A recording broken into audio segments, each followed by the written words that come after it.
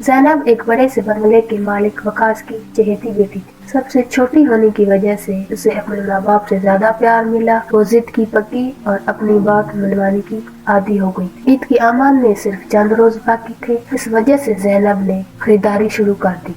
ज़ैनब ने अपनी सहेलियों से एक शर्त लगा रखी थी, वो ये कि इस ईद पर कौन सबसे ज्यादा खूबसूरत और अच्छी नजर आएगी। ज़ैनब अपनी फुप्पो के साथ बाजार गई, वहाँ महंगी फ्रॉक खरीद लाई। दूसरे दिन वह फिर बाजार गई, बच्चों वाली जाजिब नजर साड़ी ले आई। इस तरह ये सिलसिला एक हफ्ते तक जारी रहा। ज़ैनब ने अपनी पूरी अलमारी नए कपड़ों से भर ली। इसके अबू का कारोबारी मामलात में उलझे रहते, जबकि अम्मी आराम तलब खातून थी। इससे बास परस करने वाला कोई न था, इसलिए ज़ैनब ने हद से ज्यादा शॉपिंग कर ली। इसकी पूरी कोशिश थी कि शर्त सिर्फ वही जीते, अपनी सहेलियों को रोक जमाए। ईद आने में 3-4 दिन रह गए थे। इसकी भी बस हो गई। ज़ैनब के बंगले में एक पुरानी मुलाजिमा काम करती थी। इसकी एक बेटी थी जो ज़ैनब की उम्र की थी। इसका नाम अक्सा था। इसकी माँ ने इसे एक सरकारी स्कूल में दाखिला करवाया हुआ था, वो खुद पढ़ लिख जाए। दोनों माँ बेटी का इस भरी दुनिया में कोई नहीं था। ज़ैनब के बंगले के पिछले हिस्से में तामीर करदा छोटे क्वार्टर में रहती थी। इसकी माँ क्रिसमस की हालत में ज़ैनब के घर की झाड़ू पूजा करती थी। स्कूल से वापसी के बाद अक्सर भी सफाई में इसकी मदद कर देती। इफ्तार होने में अभी आधा घंटा बाकी था।